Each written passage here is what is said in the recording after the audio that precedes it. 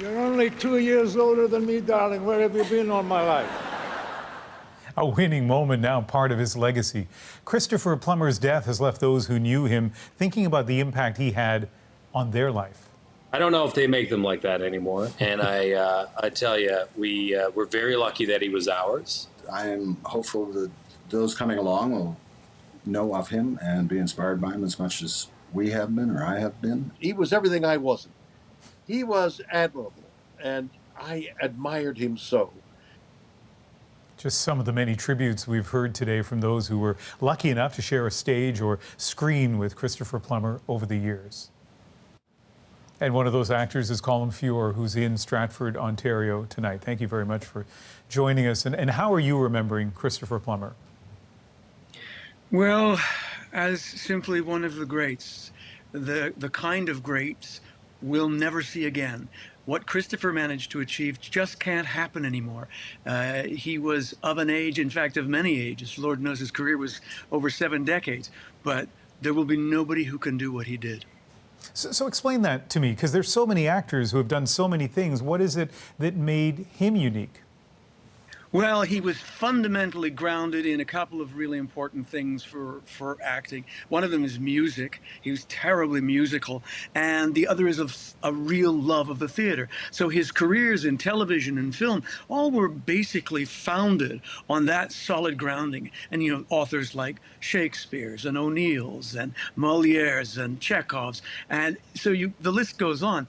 When you come to it with that richness and the real extraordinary uniqueness that was Christopher Plummer. I mean, he really did say, look at me, something wonderful is about to happen.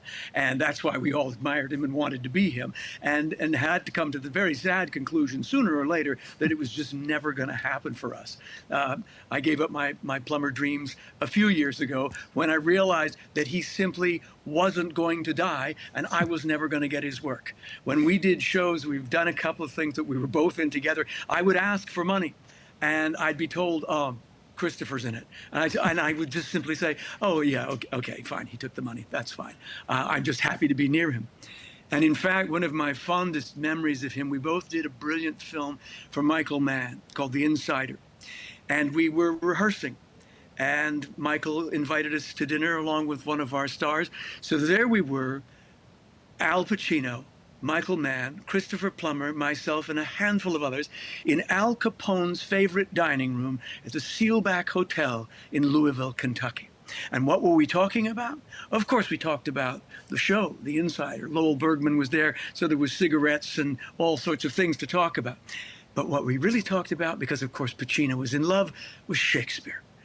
And Christopher could have gone either way on this. You know, he could have schooled us all. He could have put us in our places, and instead he chose, over some remarkably fine red wine ordered by Michael Mann, a brilliant fella, he chose to wax poetic and generous and share what he thought about Richard III, what he thought about this or that, to Al's absolute delight, and me right beside him taking notes. But the icing on the cake was at the end of the evening in this glorious room, they kicked open the double doors to let us out, and there was a grand piano in that little alcove. Christopher simply took his wine, placed it on the piano, flipped it open, and began to play. And it was extraordinary. It was captivating. It was charming. It was effortless. It was theatrical and generous and gracious. And I thought, yeah, we're never going to see this again. Well, your story also captivating and gracious. Colm, thank you very much. My pleasure. Thanks for asking.